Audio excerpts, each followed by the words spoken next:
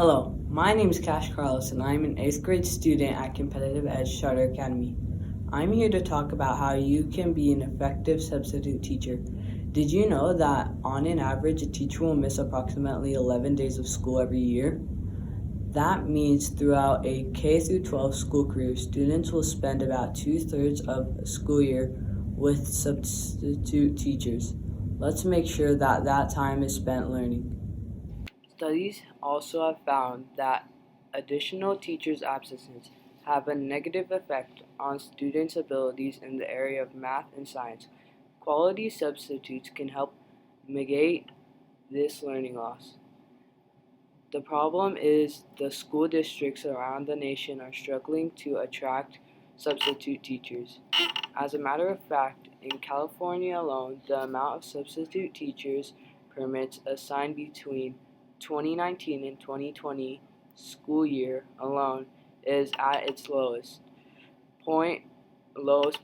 In 5 years, there are many reasons qualified people may be choosing other job paths, and I want to focus on one. People may choose another career pathway because we don't set them up for success.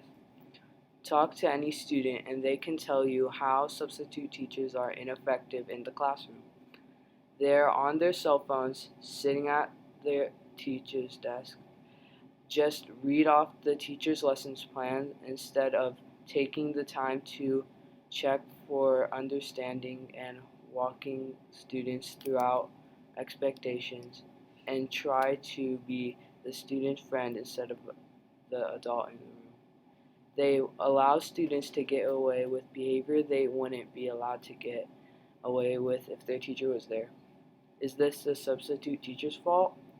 How much training do districts provide for substitute teachers? To be a substitute teacher in California, you need the following: a bachelor's degree, take a TB test, complete a live scan test, take a CBEST test, obtain a 30-day permit. Nothing about training though. I'm here to take action on this problem.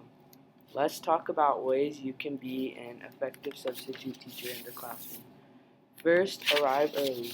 Get prepared by going over the lesson plans and make sure you have everything you need and that you understand the expectations for the day. Introduce yourself to the surrounding teachers and office staff. If allowed, pick up mail from the teacher's box so that you can share any announcements with the class. Second, get to know your colleagues. Introduce yourself to staff members, especially the nurse and yard duties, as well as fellow teachers. Let them know that you are invested in your responsibility about the children. You never know how relationships may lead to your future position or other substitute opportunities. Third, make sure you have a backup plan. Following the teacher's lesson plan is your first plan of action, but things have happened, such as having extra time or an emergency, not having plans at all. In those cases, it is important to have your own lesson plans ready to go. Brain teasers and other fun activities. Hand-on activities are good go-to activities in these situations. Fourth, make discipline fun for you and your students. The class has behavior expectations in the place, but it is more important that you review your expectations for the class. Make it fun. For example, you can write school is fun on the board and erase letters for negative behaviors, or you can use a point system to reinforce positive behaviors. And anytime you focus on positive, it is better. Fifth, get to know your students and build a bond quickly. Ask any teacher and they will tell you the most important part of their role is developing positive relationships. Since substitute teachers have a short amount of time to do this, have a plan to quickly break the ice. Have a toolkit of activities to start your day with. Relationship building will pay dividends with your students. Last, be yourself. Don't be afraid to put your spin on things. As you look at the 5 suggestions above, be creative and make it your own. Find fun ways to release students from the class for recess, lunch, and end of the day. Develop activities that help you build relationships and are fun for you and your students. Most importantly, keep it about the kids. Here are some simple steps you can take to make sure you don't fall into bad habits. Put your cell phone away when the kids are in the room.